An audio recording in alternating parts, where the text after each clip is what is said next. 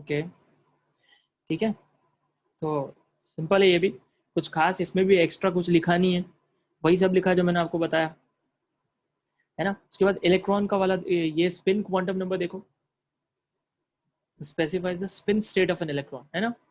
Orbital के अंदर एक ऑर्बिटल, एक पर्टिकुलर ऑर्बिटल के अंदर उसकी स्पिन क्या है, वो स्पिन क्वांटम नंबर बताता है, ठीक है। An electron spin around its axis, this impart spin angular momentum to the electron. Obviously जब वो इलेक्ट्रॉन स्पिन करेगा तो उसका एक मोमेंटम, आपको पता है कोई भी चीज अगर गोल घूम रही तो उसके अंदर हमेशा कौन सा टाइप का मोमेंटम होता है, एंगुलर मोमेंटम होता है, एंगुलर मोमेंटम होता है। और यहाँ पर इलेक्ट्रॉन, क्योंकि इलेक्ट्रॉन के स्पिन की बात कर रहे हैं, तो यहाँ पर कौन सा होगा, एंगुलर स्पिन एंगुलर मोमेंटम, ठीक है। इसका एक फॉर्मूला भी होता है, हालांकि इस बुक में नहीं दिया हुआ है, एंट्रेंस एग्जाम में क्वेश्चन आता है स्पिन एंगुलर मोमेंटम, तो वो फॉर्मूला मैं आपको अगले क्लास में बताता हूँ क्या है, क्योंकि मुझे अच्छे से निकालना पड़ेगा, ठीक है। तो स्पिन एंगुलर मोमेंटम, स्पिन की वजह से एक मोमेंटम आता है, सिर्फ इतना ध्यान रखना है, ठीक है। फिर देखो क्या लिखा है, the two orientation which the spin angular momentum of an electron can take up give rise to spin state which can be distinguished from each other by the spin quantum number, which can be either plus half or minus half. The two spin states are represented by two arrows, ठीक है। इन्होंने गलत बताया, हम ऐसा arrows use नहीं कर सकते, मतलब इन्होंने ऐसे एरोज बताया, हम ऐसे एरोज नहीं यूज करते, हम ऐसे एरोज यूज करते हैं, हाफ एंड हाफ। कभी भी एग्जाम में ऐसे ऐसे एरोज मत बनाना, गलत है, ठीक है। अगर आपने ऐसे एरोज बनाए तो रॉन्ग है वो, ठीक है। आपको ऐसे हाफ हाफ एरोज बनाने, जैसे हम रिवर्सिबल रिएक्शन के लिए कैसे बनाते हैं वैसे, ओके। उसके बाद वही लिखा है, pointing up and pointing down and thus have opposite spins and thus have opposite spins. An orbital can maximum accommodate 2 electron, इसीलिए एक स्टेटमेंट लिखा रहता है कि एक ऑर्बिटल में हमेशा मैक्सिमम कितने इलेक्ट्रॉन्स हो सकते हैं, 2 ही इलेक्ट्रॉन हो सकते हैं। एक पर्टिकुलर ऑर्बिटल के अंदर हमेशा 2 ही इलेक्ट्रॉन हो सकते हैं और दोनों की अपोजिट स्पिन होनी चाहिए। ये एक्चुअली स्टेटमेंट किसने बोला था, ये पॉली करके एक साइंटिस्ट, लिखा भी है नीचे, पॉली करके एक साइंटिस्ट है, उन्होंने बोला था। उनका स्टेटमेंट ये था कि एक ऑर्बिटल के अंदर 2 ही इलेक्ट्रॉन हो सकते हैं और दोनों इलेक्ट्रॉन की स्पिन अपोजिट होनी चाहिए। उनके रूल का नाम था पॉलीज एक्सक्लूजन प्रिंसिपल। आपको एज इट इज याद रखना है कि an orbital can accommodate maximum 2 electrons and they must have opposite spins, this is known as Pauli's exclusion principle, जो आगे हम डेल्ट करने वाले हैं, लिखा है उन्होंने, ठीक है। कोई डाउट है यहाँ तक? और अगर आपको आवाज आनी बंद हो जाए ना कोई भी टाइम पे, तो मुझे तुरंत बता देना, क्योंकि एक्चुअली मेरा नेट खत्म हो चुका है शायद, ऐसा मैसेज आया है 90% एंड आवाज आनी बंद हो तो प्लीज मुझे मैसेज कर देना, तो मैं क्या करूंगा, किसी से नेट ले लूंगा।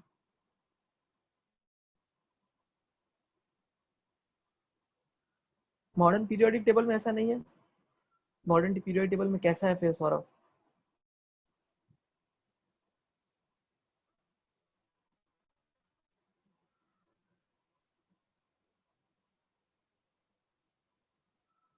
मॉडर्न पीरियोडिक टेबल में ऐसा है,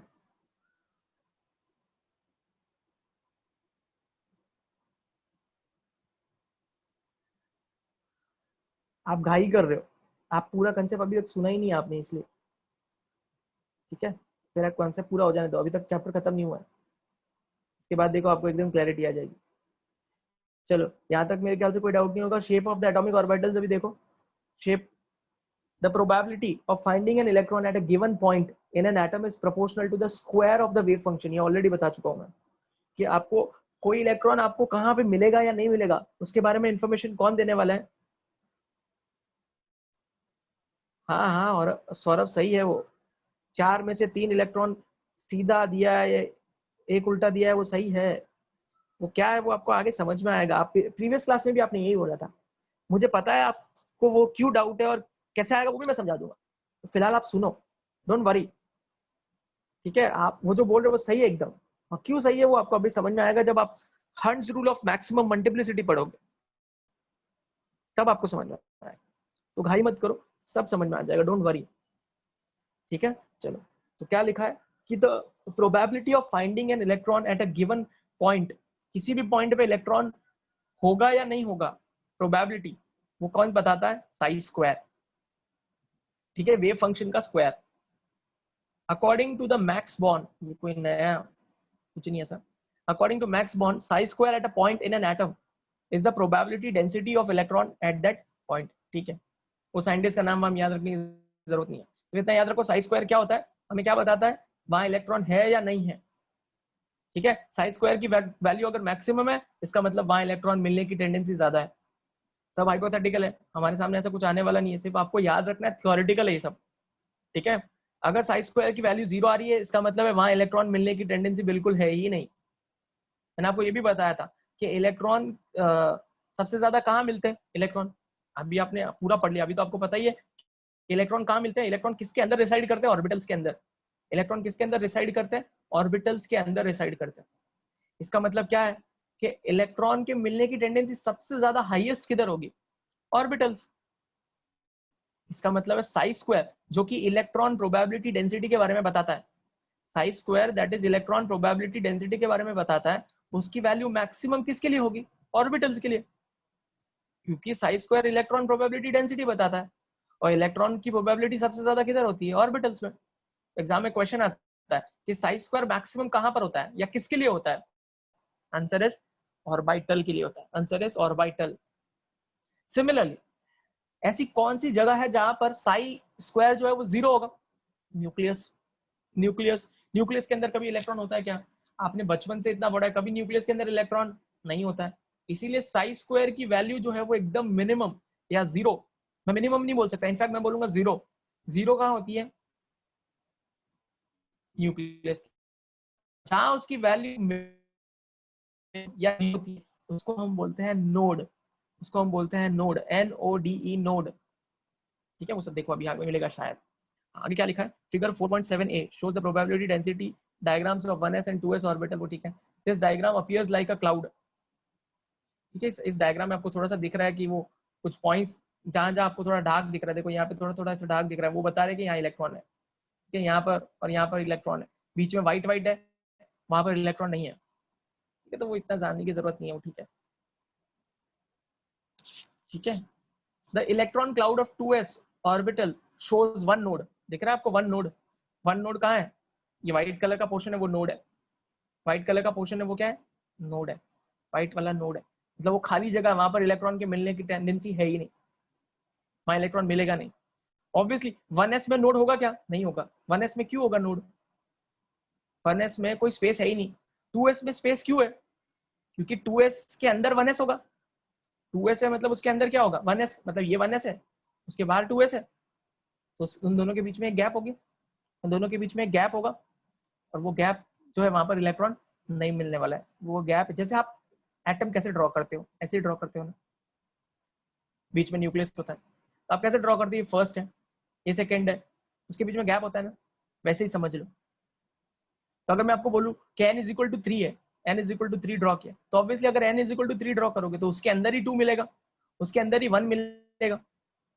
बट अगर मैं आपको बोलूं कि n इज इक्वल टू 1 है सिर्फ, तो उसके अंदर सिर्फ 1 ही है ना, तो उसके अंदर कोई स्पेस थोड़ी होने वाला है। अब प्लीज न्यूक्लियस मत बोलना, यहाँ न्यूक्लियस के बारे में बात ही नहीं चल रही है, यहाँ ऑर्बिटल्स के बारे में बात चल रही है, या सबशेल के बारे में बात चल रही है। ठीक है, और वैसे इस डायग्राम के बारे में आपको इतना ज्यादा जानने की जरूरत है भी नहीं ज्यादा, तो भी मैंने आपको बता दिया। ठीक है, the electron cloud of 2s orbital shows one node. वही अगर क्वेश्चन आ जाए 3s में कितने नोड होंगे, 2, 4s में कितने होंगे, 3, एंड सो ऑन। ठीक है, हमेशा ये भी ध्यान रख सकते हो। which is a region with nearly zero probability density and displays the change of sign for its corresponding wave function। इतना जानने की जरूरत नहीं, सिर्फ इतना याद रखो, नोड हमें क्या बताता है, एक ऐसी जगह जहां पर probability of finding the electron is 0, that is node। तो एक चीज बता देता हूँ, वो भी नोट कर लो। अगर आपको कभी भी एस सबशेल के बारे में पूछे, एस सबशेल दिया हुआ है और आपको बोलो कि इसके अंदर बताते हैं, उसके लिए फॉर्मूला यूज करना n-1, है ना। जैसे अगर आपको बोले कि फर्स्ट 1s के अंदर इतने नोड होंगे, तो यहाँ पर आपको आपका n क्या लग रहा है, 1, 1 - 1 इज 0। समझो आपको लोग बोले 2s में कितने होंगे, 1 आएगा। आवाज कट रहा है, हेलो, आवाज आ रही है सब लोगों को।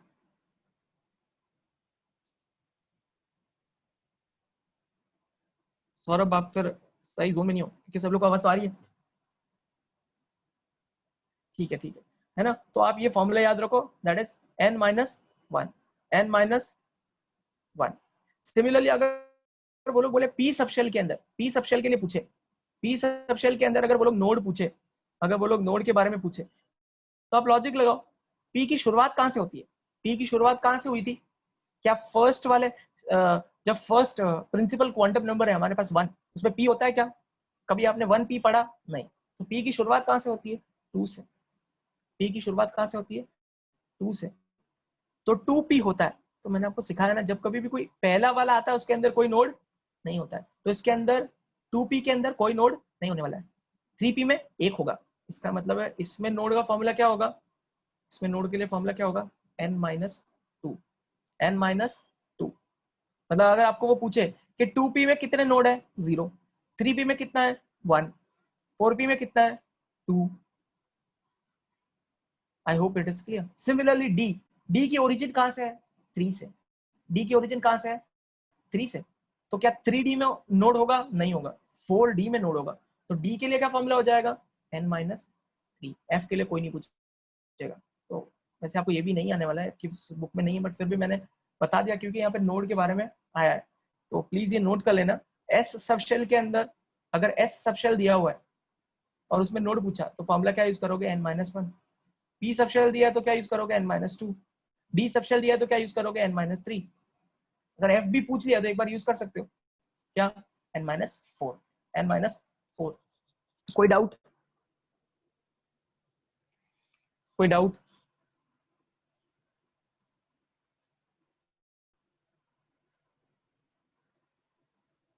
I think clear.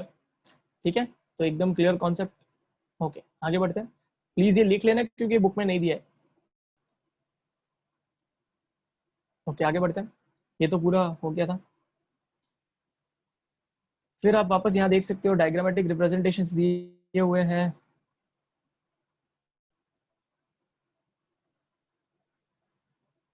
क्या है? शेप ही दिया ना, यहाँ पर भी कुछ खास नहीं है। shows the boundary surface diagram of atomic orbital 1 and 2s which are spherical in shape. Here a boundary surface is drawn in space for an orbital such that the value of probability density psi square is constant and encloses a region where the probability of finding an electron typically more than 90%. Such a boundary is good representation of a shape of an orbital. कुछ भी नहीं दिया, in short कुछ नहीं बोला यहाँ पर, मैं आपको बोलूँ तो कुछ भी नहीं बोला है। बिलीव मी, कुछ नहीं है खास। ये बाउंड्री एंड ऑल ये सब कुछ नहीं आता एग्जाम में। ठीक है, ओके। ये वाला क्वेश्चन ट्राई करते हैं, वेरी सिंपल क्वेश्चन लग रहा है। चलिए ट्राई करते हैं एक मिनट को।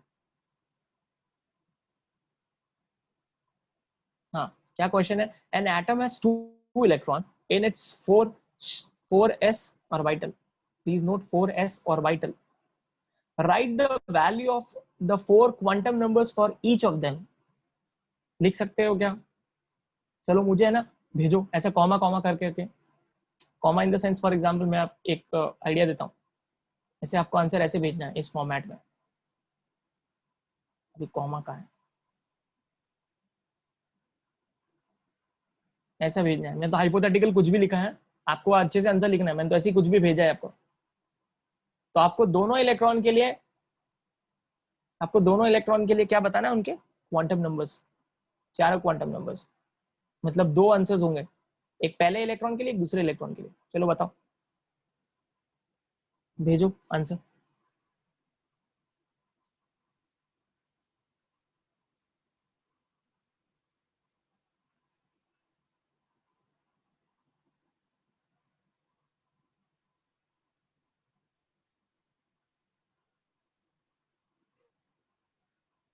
इन शॉर्ट वो लोग 4s2 की बात कर रहे हैं। मतलब 4s के अंदर दो इलेक्ट्रॉन है, और दोनों इलेक्ट्रॉन के इंडिविजुअल, मतलब ऐसे दो इलेक्ट्रॉन, इसका क्वांटम नंबर और इसके चारों क्वांटम नंबर पूछे।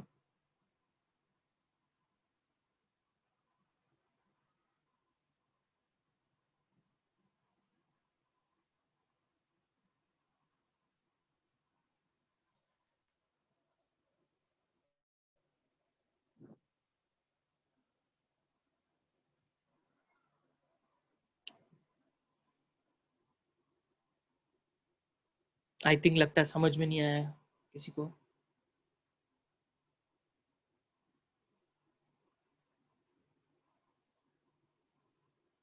आंसर्स आए ना, चलो अच्छी बात। परफेक्ट आंसर है गंधर्व। वैष्णवी ऐसे मत भेजो।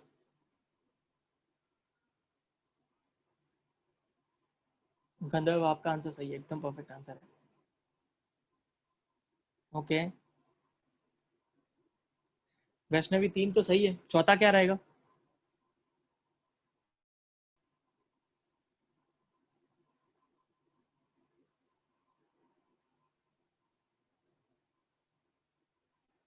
हम्म, सही है। दूसरे इलेक्ट्रॉन के लिए बताओ। परफेक्ट।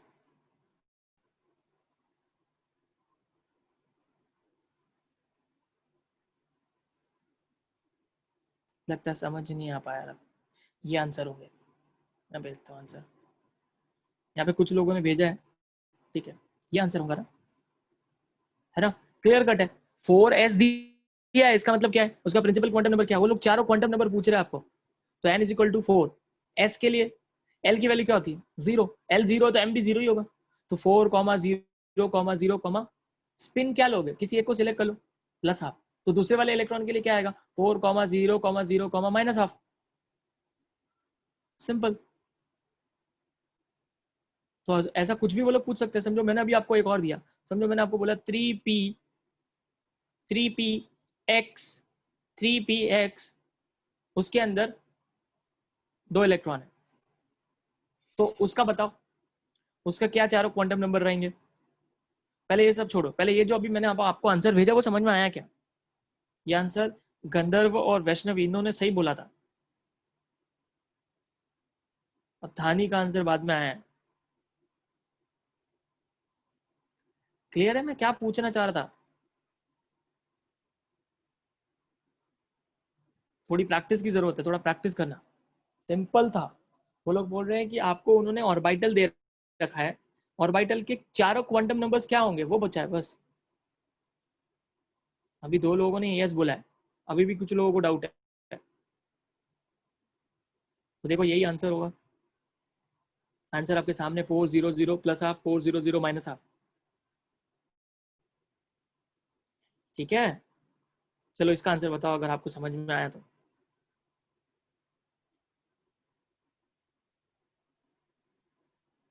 इसका आंसर बताओ, इसके चारों क्वांटम नंबर्स बताओ। चलो इसके चारों क्वांटम नंबर्स एक साथ भेजना, जैसे अभी मैंने आपको आंसर के फॉर्म में भेजा वैसे ही फॉर्मेट में चाहिए मुझे। वैष्णवी ऐसे मत भेजो, ऐसे कंफ्यूजन हो जाएगा। आपके पास अगर बहुत टाइम वेस्ट है, ऐसा कॉमा वॉमा नहीं है, तो आप गैप छोड़ के भी नंबर्स लिखोगे तो भी चलेगा। स्पेस बार देके नंबर लिख लो, चलेगा तो भी चलेगा।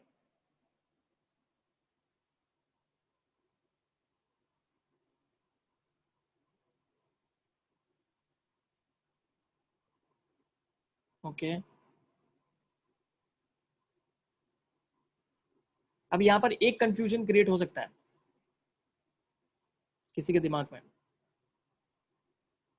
यहाँ पे मल्टीपल आंसर्स राइट हो सकते हैं। धानी, धानी 0 कैसे आएगा? पी दिया है देखो मैंने।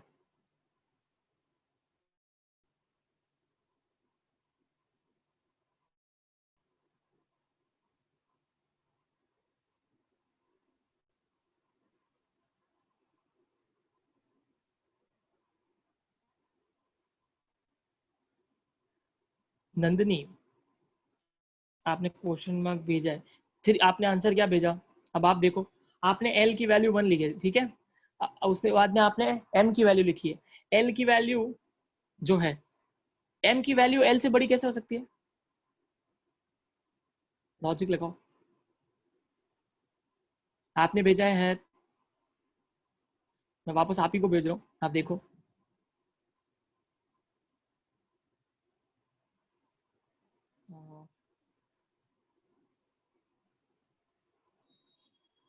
हाँ, ये आपने भेजा है। अब आप सोचो क्या ये राइट है? यहाँ पर L और M को कंपैरिजन करके देखो आप, L की वैल्यू के लिए M की वैल्यू क्या होती है, -L टू +L। तो जब आपने L की वैल्यू 1 लिखी है तो M की वैल्यू सोचो आपने जो लिखा वो कैसे हो सकता है।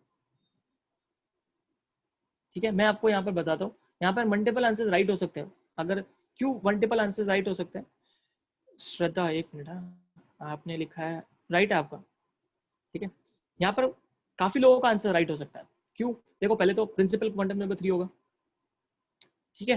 फिर उसके बाद देखो P दिया है, P बहुत सारे लोग गड़बड़ यहीं पे भी कर रहे हैं। P के लिए, P जो है उसके लिए L की वैल्यू क्या है, उसके लिए L की वैल्यू 1 है, उसके लिए L की वैल्यू 1 है। मैंने सिखाया तो है आप लोगों को, S होता है तो क्या लिखोगे 0, P के लिए क्या है 1, D के लिए क्या है 2, F के लिए क्या है 3, तो 3, 1 लिखा। अब यहाँ प्रॉब्लम अराइज होती है कि हम M की वैल्यूज क्या लें, क्यों, क्योंकि M की वैल्यू 3 पॉसिबल है, आप -1 लिखोगे तो भी सही है, आप 0 लिखोगे तो भी सही है, और आप +1 लिखोगे तो भी सही है। पर 0 तो नहीं लिख सकते क्योंकि 0 प्रिसाइजली किसको दिया गया है, Z को, तो आप +1 या -1 कुछ भी लिखोगे तो भी सही है। तो जिन्होंने यहाँ पर, मैं यहाँ लिख रहा हूँ, जिन्होंने यहाँ पर +1 और -1 कुछ भी लिखा है चलेगा, दोनों ही राइट जाएगा, किसी एक, कोई भी एक लिख सकते हो। सिमिलरली आप जब ब्रैकेट, आप स्पिन बताओगे तो जिन्होंने स्पिन में +½ लिखा है तो भी सही है, और -½ लिखा है तो भी सही है।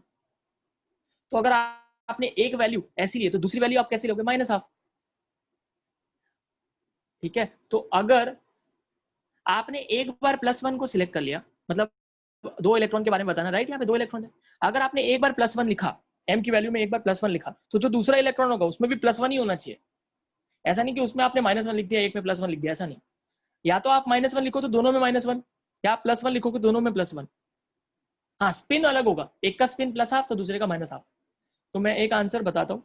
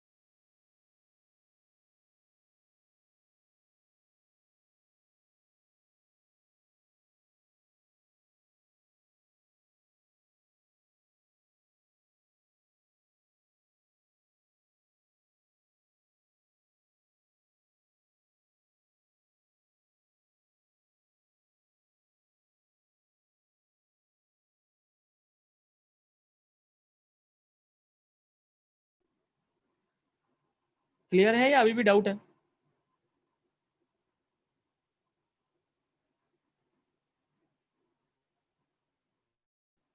एक काम करता हूँ मैम, मैं ना आज कुछ ऑर्बिटल्स के कुछ ऑर्बिटल्स बनाता हूँ अपने से ऐसी रैंडमली, ठीक है, और ग्रुप पे फोटो खींच के भेज दूंगा मैं, उसको आप लोग सॉल्व करना, उसको आप सॉल्व करना, ठीक है। और आपको कोई भी डाउट आए तो मुझे बता देना, क्योंकि बट अगर आप वापस भेजोगे भी तो मैं इंडिविजुअल का इतने लोगों का चेक कर ही नहीं सकता, इट्स नॉट पॉसिबल, मेरे पास इतना टाइम रहता नहीं है, ठीक है। बट ट्राई तो कर सकते हैं, एटलीस्ट आप लोग ट्राई तो करो, मुझे ट्राई करे, ज्यादा नहीं भेजूंगा, 3 ही भेजूंगा, ताकि अगर किसी ने भेजा भी तो मैं चेक भी कर सकूँ अगर हो पाए, ठीक है। तो ये करता हूँ मैं, इफ पॉसिबल टाइम मिला तो, ठीक है। तो आई होप तो भी आपको काफी क्लियर तो हुआ होगा मेरे हिसाब से, तो मैं क्या बोलने जा रहा हूँ वो आपको अभी समझ में आना चाहिए। हाँ लैंड्रॉय, आपका क्वेश्चन, ठीक है, चलो उसके लिए एनर्जी की बात करनी पड़ेगी। अब एनर्जी के बारे में पहले सुन लो, तो आपको समझ में आएगा वो क्वेश्चन लैंड्रॉय। देखो एनर्जी का कंसेप्ट क्या है पता है, एनर्जी का कंसेप्ट ये है कि हमें जितने भी ऑर्बिटल्स है, एनर्जी का एक रूल है, that is N+L rule, N+L rule, उस रूल को फॉलो करना होता है, N+L रूल। अब ये क्या है मैं समझाता हूँ, देखो यहाँ पर हमें जितने भी अभी तक हमने ऑर्बिटल या सबशेल्स बने थे उन सबको मैं लिख रहा हूँ, यहाँ ध्यान देना अभी अच्छे से, क्योंकि मेरे पास एक्चुअली जगह इतनी नहीं है इस मोबाइल में, काफी रेस्ट्रिक्टेड है, but rule is N+L, N+L। और ये क्या होता है N+L, ध्यान से सुनना। अच्छा, इसके बाद आप लोगों का कोई लेक्चर है? इसके बाद कोई लेक्चर है?